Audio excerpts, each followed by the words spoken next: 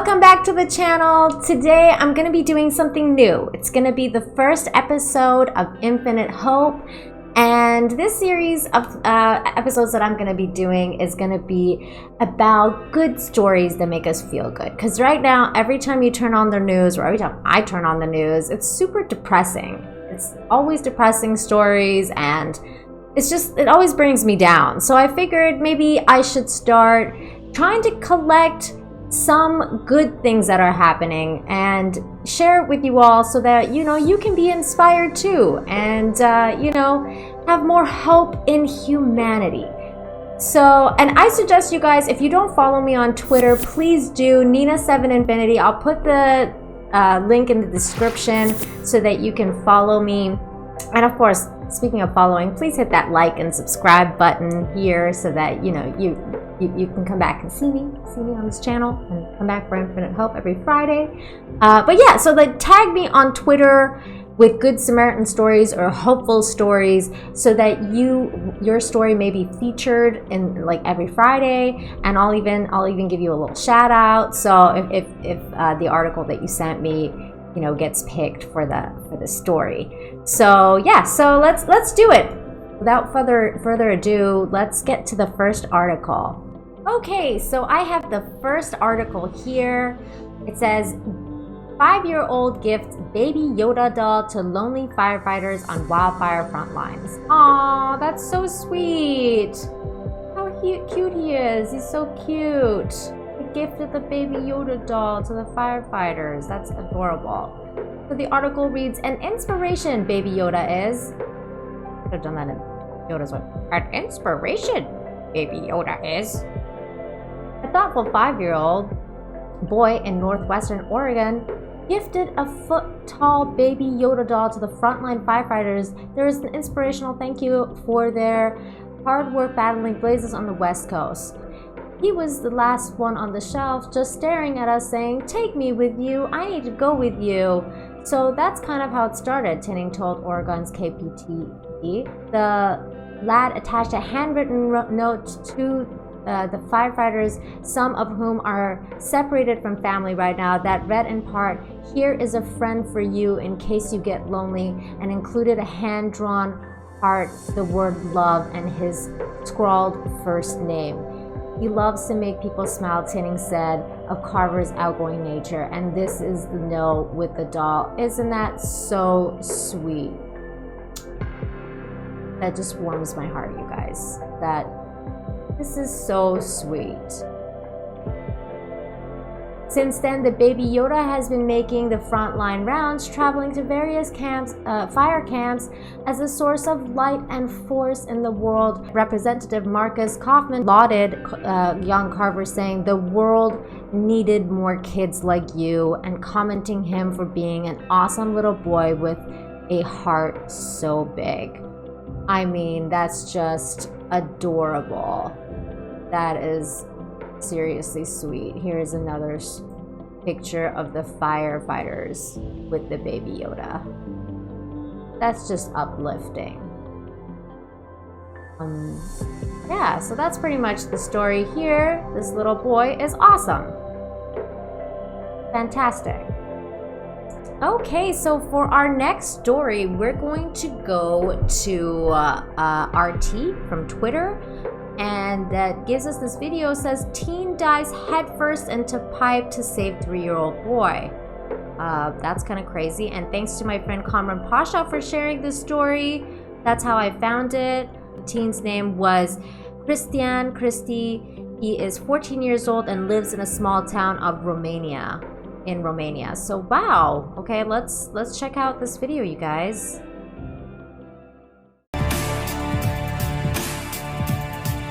Oh my god, look, it's his mom probably. Wow, she looks freaking devastated. I would be too. Can you imagine? Oh, look at his dad. He's just... You can tell they're the parents. Oh, I'm guessing this is the little boy.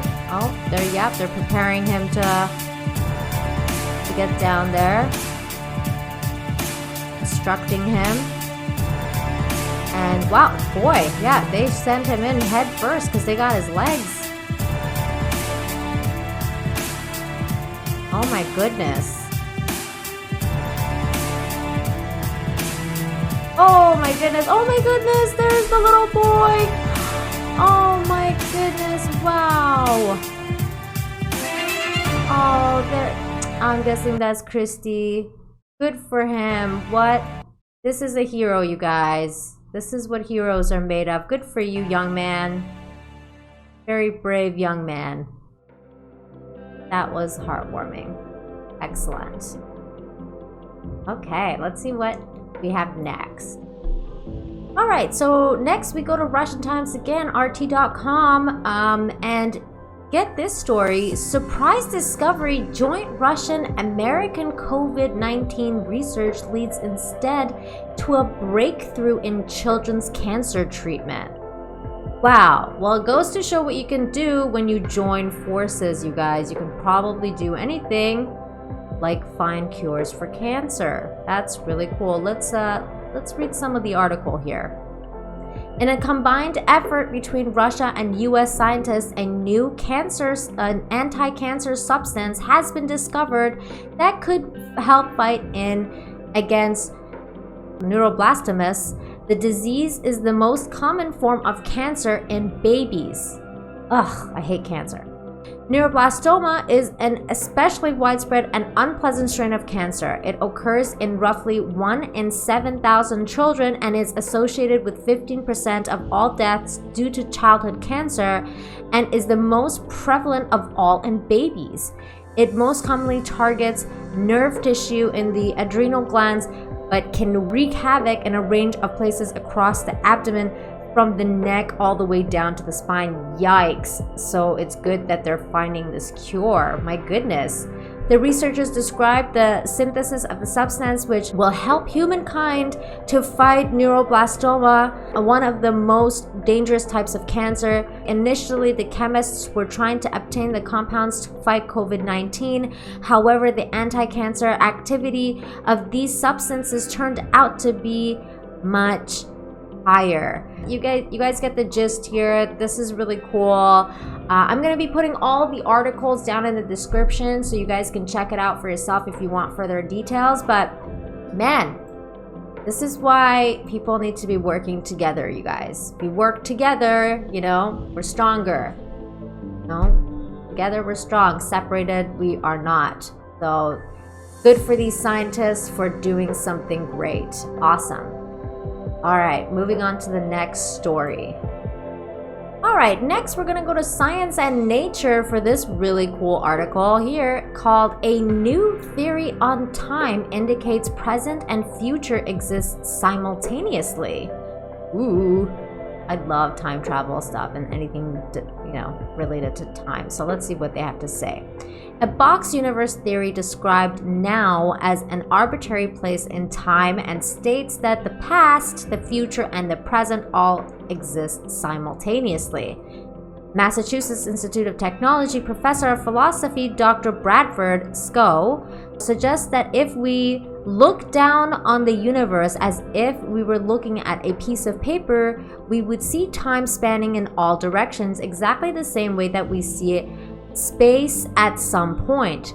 So what does this really mean? Well, this suggests that time as we know it is incorrect. In other words, it is not linear as we have always thought. In fact, everything around us is always present. Ooh, look at this wormhole. Dr. Scow is not the first scientist to question the way we all perceive time. In 1915, Einstein introduced a theory of unified space and time. In his general theory of relativity, he proposes that space-time takes shape in a multiple or continuous way, and that if viewed, you'll see both as four-dimensional vector space, and this vector is known as the block theory. The distinction between past, present, and future is only stubbornly persistent illusion. I'm familiar with this quote because I love the series Dark, and I've done a couple of videos on it. I suggest you guys watch it if you like time travel stories. This quote was the first thing you see in season 1. The author argues that he wouldn't want to believe in that unless I saw a good argument for it. I was interested in seeing what kind of view of the universe you would have if you took these metaphors about the passage of time very, very seriously, Scow says. Dr. Scow agrees that while things change and we see time as if we were passing, Dr. Scow believes that we are in scattered conditions and that different parts of time may be dotted around the infinite universe. Wow, that's really cool. Once you try to wrap your head around this theory, you'll begin to realize that it could also change the way we think of time travel. If this theory is real, then we can't simply travel time and change it. If everything is happening simultaneously, your past, present, future laid out in space, then it would be impossible to create grandfather paradoxes, like in Futurama, where he's like his own grandfather, or even in Dark, which I don't want to spoil for you because you guys should watch that series. Dark, something like that happens as well. Instead, you will only travel through time and experience it as it always would be. So here they have a graph saying all time and space in here, end of time, time plane, beginning of time. Okay, I don't know what this does. Future, past, current moment. Okay. Wow, that's pretty cool. Dr. Christy Miller, who is a joint director for the Center for Time at the University of Sydney, explained the theory in a piece published by ABC Science. Miller describes how all moments that exist are relative to each other within 3 spatial dimensions and a single time dimension. So there is a video for that here. Is time an actual phenomenon or just a feeling? That's interesting. The block universe theory is also known in some scientific circles as eternalism, in which the past, present, and future all coexist now. This is opposed to presentism, which states that the past doesn't exist anymore and is continuously disappearing thanks to that pesky notion of present time. Please share this post with your friends. It helps us a lot. I will share this, and I'm definitely going to link it to the description in the description down below so you guys can check it out.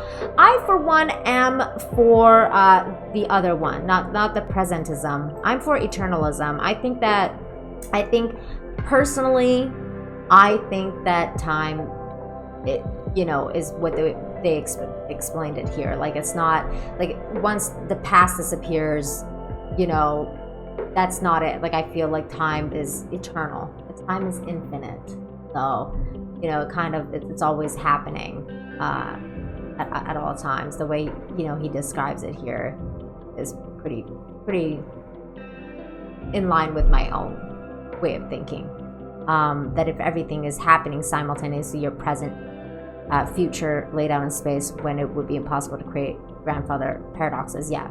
That's how I kind of perceive time as well. But that's just me. I mean, maybe you guys can comment down below what you think of this theory versus presentism.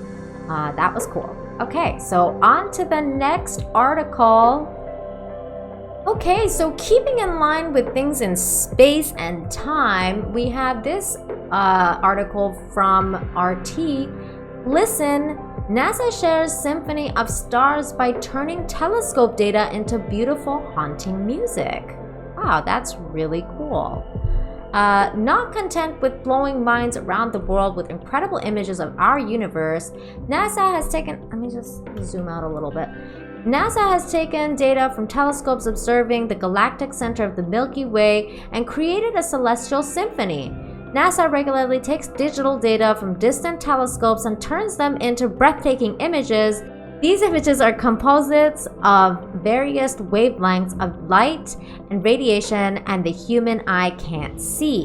In an effort to outdo themselves, NASA have taken things to the next level and sonified these stars using the same digital telescope data to create short cosmic concerts. Sonification is a process in which data in the form of the binary code or a slew of ones and zeros is translated into sound rather than imagery. The short audio piece covers a region of our galaxy that's roughly 400 light years across. All right, let's listen to this. Wow,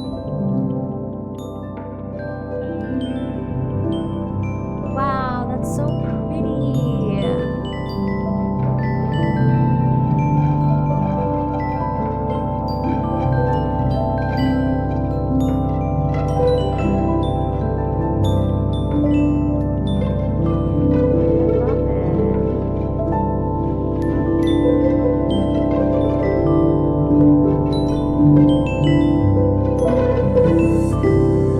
Guys, imagine these are like planets and solar bodies making these sounds. Kind of. I love this.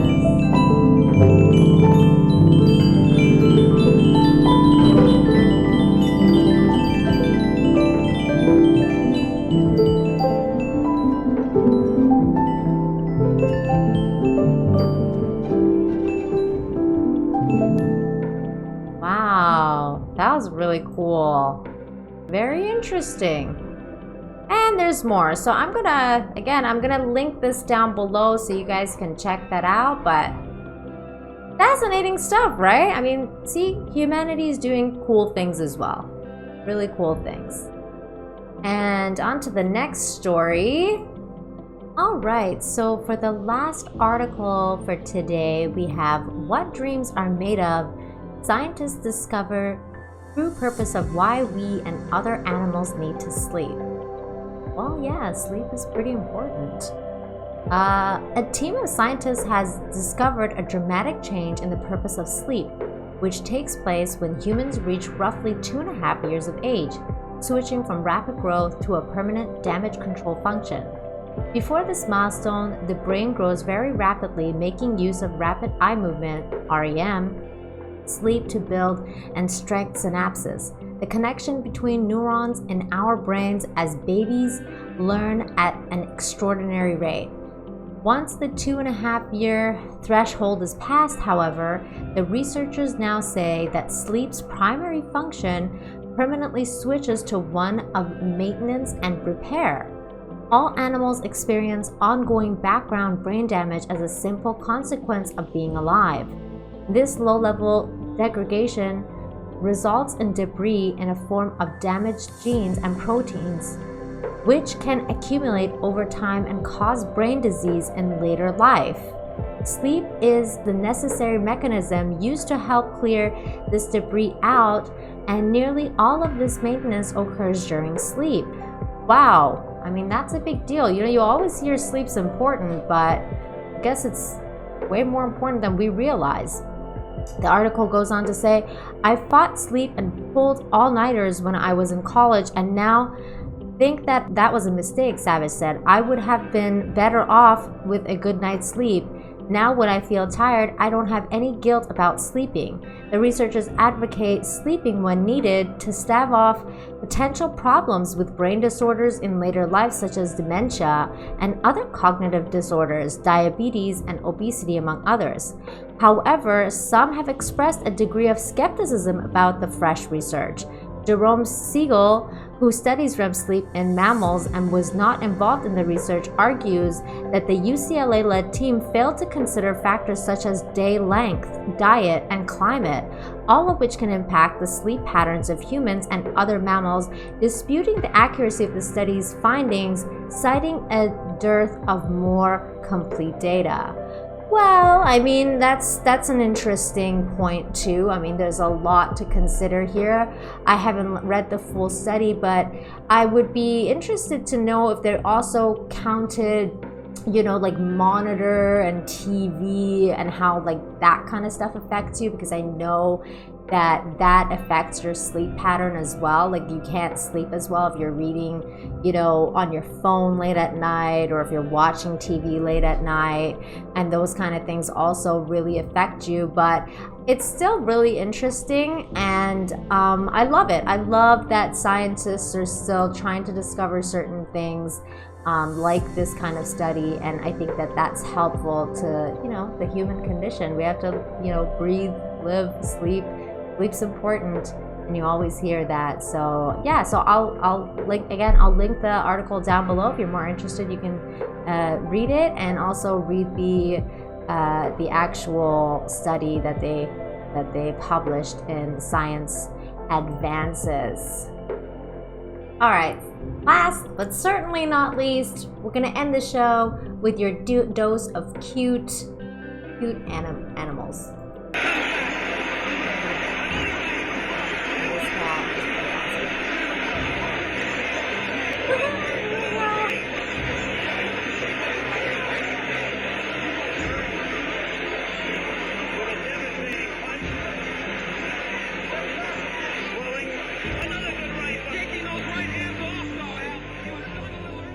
He's boxing. Too cute.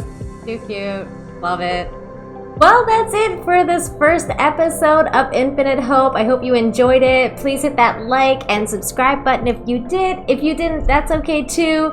And don't forget to tag me on Twitter on awesome stories, or human stories or animal stories that you saw that you loved and thought was cute, and send them to me so that I can share with everybody else and we can help each other through this difficult time.